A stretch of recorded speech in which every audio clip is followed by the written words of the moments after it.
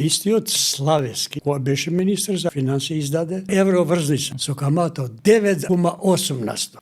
Рекордер во историјата на Македонија. Тие во суштина во тоа време неликвидна државата. Значи, во времето на министерувањето на Трајко Славевски, македонската држава, односно Министерството за финансии, било неликвидно. Тоа е мечка кој што ти го збориш дека во суштина го имаме проблем и денес. Многу веројатно дека е така затоа што субвенции, поврат на ДДВ не се исплаќа редовно. Ова се ни упатува и се поврзува со ова што го имаше оваа активност Мицкоски на меѓународна сцена, односно најпрвен посетата на Обединетите арапски емирати. Потоа имаше Гордана Димитриевска-Кочовска една посета на Вашингтон кај што се сретна со представници на Светска банка и ММФ. Веројатно од сите овие држави, моите информации го говорат тоа, и сите овие меѓународни финансиски институции, Македонија била одбиена да биде кредитирана со толкави суми кои што биле побарани и со тие каматни стапки кои што биле побарани, и било предочено дека државата може да навлезе во сериозни финансиски проблеми доколку продолжи со ова ниво на задолжување. Сега Британија, штитејќи веројатно некој свој интерес за кој што колку и да кријат за брзо време, верувам дека ќе дознаеме, дала амин да се кредитира државата за да може веројатно до некоја точка да се врати ликвидноста на македонскиот буџет. Што ова во суштина ни е на нас повторување на историјата од она време на Трајко Славевски кога тој бил министер.